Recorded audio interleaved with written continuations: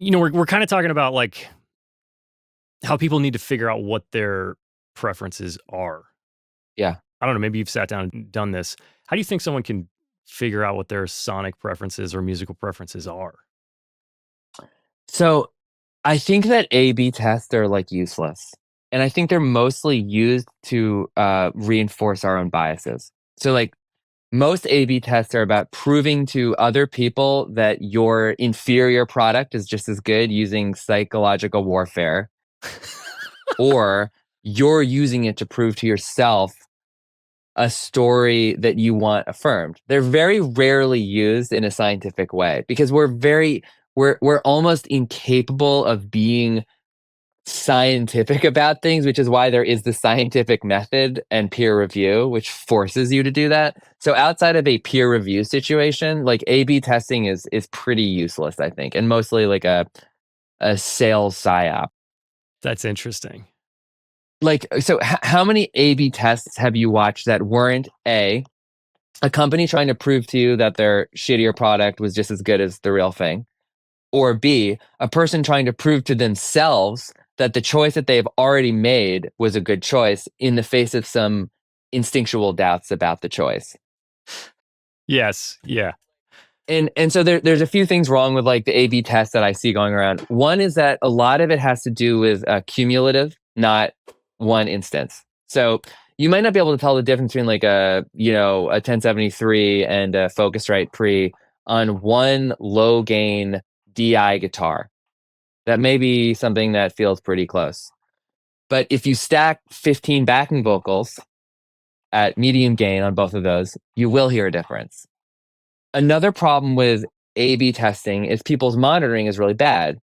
So like one of the things that like plugins get away with a lot is compressors, is that the from like 100 hertz to like 5K they do really well. And then below 100 hertz and above 5K they do terribly. But most people who have a pair of Rockets or Yamahas, like they actually can't hear those frequencies. So it doesn't matter that the pumping on 60 hertz, 50 hertz on the 1176 clone is like just terrible and is going to wreck the whole headroom balance of your mix if you can't hear it. They just have to convince you, knowing that you're listening on AirPods or your computer speaker or whatever, that that little chunk of audio that you can hear is pretty much the same. So unless your monitoring is actually full spectrum and you're doing cumulative instances of stuff, and you're aware that, for example, a lot of like analog plug-in emulations require different input levels to get the same response as the hardware, they're not calibrated correctly, and you're compensating for that in a scientific way, you have no idea what the A/B is telling you, right? And even if you could full frequency monitoring, read the manual of both the analog and the hardware, give it the right input level calibration, the same output level calibration, it may in fact be that one of the things actually just performs better with more input. Like there may be different sweet spots. That's true. You just can't win, right, that way. So the way that I do it, right, is I basically just have an instinct about something. And I look and I see who else has had that instinct and how many times has that approach, that tool, whatever, been used in situations that resulted in art that I like.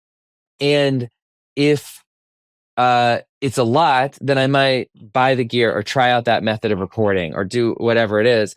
And if I have a lot of, if the process feels right to me and it gets me a better result than before, then it works. And it doesn't particularly matter like why it works, Mm. right? If it gets you to a better place, then it works. And it's a little bit like this argument about like placebo. It's like, yeah, the placebo saves people's lives. The placebo effect cures people of cancer, right? Like it's real. This was this big thing in the scientific community where they used to write off they're like, well, it's placebo. It's like, but wait, this guy just like, is in remission from an uncurable form of cancer to placebo. So it's not like you don't dismiss the placebo, Yeah. right? You say, who fucking cares if it's placebo or if it's chemicals? It's all chemicals. You right. It's like you just use the thing that gets you a better fucking result if you care at all about the actual work.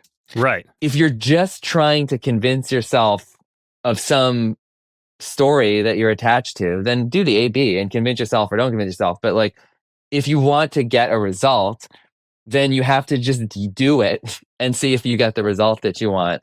And my thing that I've come to embrace is if you're serious, then almost anything is worth it. Meaning like if I really am chasing something in art that's like a hard thing to chase, like a sound or whatever, it's like it's a game of like millimeters, right? So like I Yeah. may spend a year trying to get, 0.2% more dialed in on something, and it's worth it. Because what else am I gonna do with my life? You know what I It's, mean? it's true. It's true.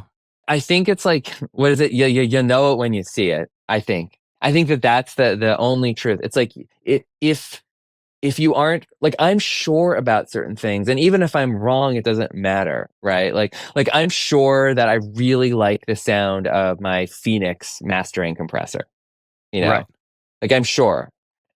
And you could prove to me in like a court of law or in a lab that it's just placebo, and I could use a mainly varying mu from UAD and it would do the same thing, and I would just say that you're wrong. Do you know what I mean? Yeah. Because I am sure that I'm getting better results using it. I don't know why.